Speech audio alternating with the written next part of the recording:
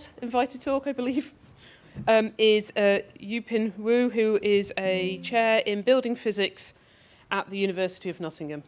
Okay, thank you.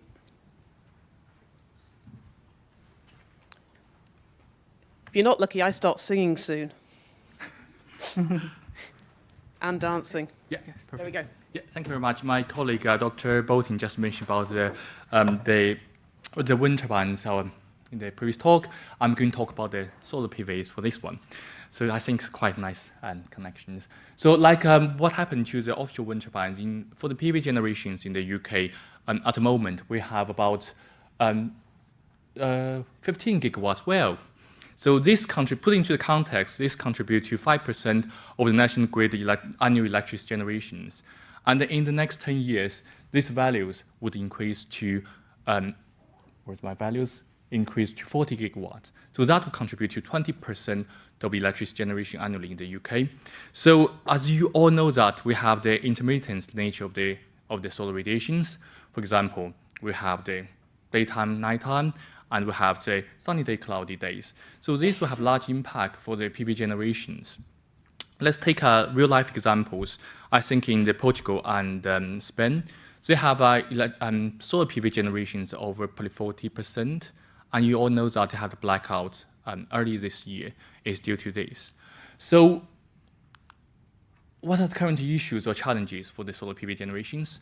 So in order to bridge in those gaps, we turn to use batteries when you have the cloudy days to store electricity for generations. But there's no current rules for batteries match the PV. So give example, it's 1 kilowatt P of PV installations. So you need like 1 kilowatt hours of electricity. So 1 kilowatt P PV worth about £1,000. 1 kilowatt hours batteries roughly cost £1,000 as well. So that's increased the budget. And then for the battery at the moment, it only contributes to less than 12% of the PV installation capacities. So this can't fully bridge in the gaps. And other challenges include at the moment for the future PV installations, they are all large solar farms over 25 megawatts. So that will cause further uncertainties for the grid balance. And then the way to mitigate this one possibly can be the solar forecasting, predict what's the next few days or next few hours or few minutes of what is available solar radiations and its PV generations. Because this will help the grid to plan for the futures. So normally we need 5 minutes to run a hydrogen power station. We need 40 hours ahead to prepare for the nuclear generations. That sounds quite nice, but we always have but. So for the current solar forecastings, the 24 hours ahead forecasting has an error, mean square root errors over 30%. A few hours have an error of 15%. To summarize the current prediction method, we have satellite images, numerical weather aggregations, or some physical models over there. Take satellite images over there as an example. So you take out from the outside of the Earth, it cannot see what happens on the ground for the low cloud. For example, in the UK, you normally see that there's a cloud passing by very quickly. So those wouldn't be able to be detected by the satellite images. In addition to that, satellite image has a very low resolutions. It has a spatial resolution of about 2 to 4 kilometers. Think about the size of the solar farms. It's probably just that size. So it's just 1 dot or 1 pixels from the satellite images. So that's not good. In terms of the time horizons, so it claims that they have every images every 15 minutes, but think about you have download, upload the data, so probably that's over 30 minutes. So that wouldn't be able to capture the low floating cloud. So what we propose is we can use ground cameras to take up the picture from the ground to see the skies, and then potentially this can combine with the satellite images to have a good predictions. For the ground-based cameras, it has a very good time and spatial resolutions. It can cover 2 to 4 kilometers, and then it can have times intervals depends on your setup from 5-15 seconds to 2 minutes. Okay, so based on this idea, we have set up our first generations of ground-based cameras in our nice energy technology buildings at Nottingham University. So on the roof, we have the PV over there, weather station over there, and we have a cheap CCTV camera with a fisheye lens to take up what happens in the skies. And based on this one, we further extended to the next generations. We have a standard unit over there.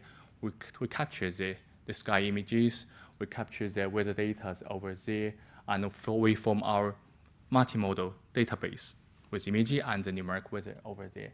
And potentially we think about the next generation to make a small prototypes and then can be easily installed at different solar farms. And based on the data we have, we start to develop the multimodals. We use the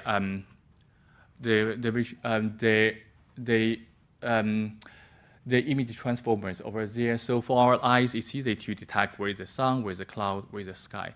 But for the AI models, you need to extract all this information, tell them that what is sun, what is cloud, what is the sky, and then the intention for the machine learning would be, for example, when you have a sunny days, you pay attention to the sun positions and cloud positions. When the cloud will pass by, cover the sun. When you have cloudy days, when you have the cloud cover the sun, so the attention will be where's the cloud, when it will move away from the sun over there. And then, so we have, that's our principle, our system. We capture our data by ourselves. Before that, we used the US National Energy Labs data over there. So we use their weather data, sky images, and PV generations. We develop our model and train our model and did some predictions, and it was quite nice. And then, because UK and US or other place would have different weather conditions, so we start to transfer. We start to collect our own data from Nottingham. So we transfer the model we did in the US to the Nottingham models, and we found out that we just need 2 weeks weather data, sky images. We can get a relatively accurate predictions. And also this sensor is duplicatable. Think about that. We realized that after our training our model, we found that for a single cameras and weather station, it's a site-based, so you have a restriction of the size, so it only covers 2 to 4 kilometers. And if you have a multi-sensors installed, hopefully this can expand to a large area, have a better, longer time horizons. And then we start to install the sensors. We start to deploy multi-sensors across Nottingham universities. And then just take 4 as examples. So those 4 nice sky images shows the cloud and pass by at the 4 different sensors installed over there. And then this curve over here shows the variation of the solar radiations. So they are due to the fast-moving cloud over there. So clearly can see that the cloud has a large impact on the solar radiations, and then the cloud movement transfers the effect to different sites over there. And then we further improved our models, and then we did a quick comparison of our studies with the current satellite image-based predictions. So the red, I think the black line is the measured solar radiations. The yellow lines over top is if there's no cloud, the sunny condition solar radiation should be. And the red line is what we are capturing, the change of the solar radiation movement. And then the blue lines are what's the satellite image captured over there. So clearly can say that the satellite image-based method could not capture the change of the cloud movement. And then so that's a rough summary of what our system comparison to the current method. So for the current method, they claim that have an RMSE of 14%, but for our method, we can bring this down to 6 to 7% over there. So that is a concept for the future, is how the system works over there. In addition to this one, I would like to expand a little bit more, because our colleague in the morning mentioned about the AI for transportation, mentioned about the low altitude, the airfly economic zones. So I'm sure this probably can expand to that one as well and other areas. Due to the time limit, I just keep my presentation short. I'd like to thank for my team contribute to the work. This is one of my naughty students made this nice picture. So I had a conference last year. I invite my supervisor my grand supervisor to come, and then my students. And one of them found, oh, my first PhD student, she's become a lecturer now, so she has her PhD student, and he feel like, oh, I'm an uncle supervisor, and I have a grand supervisor and a grand supervisor. Thank you very much.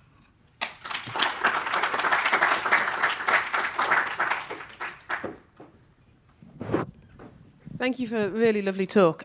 Do we have one very, very quick question before we go to the panel discussion? Hi, thank you for the talk. So this is kind of like a general question for both like the both of the renewable energy like integration of AI. I was just wondering, like, because there's a lot of concern about like the environmental impact of AI as well, when going into a field and integrating AI in like basically a field that really cares about sustainability, are there any considerations that we as developers have to have before designing solutions? I don't have the solution yet, but that's the next step of the work. I'm talking to the stakeholders and also PV installation companies and some of the owner of solar farms, and to looking at the comprehensive understanding of how this can be applied over there and what are the current issues, everything. Yeah. Thank you. Thank you. Okay, thank you. So to keep you on time, we'll thank the speaker again. Hyping got key. Thank you very much. And Thank I'm you, everyone.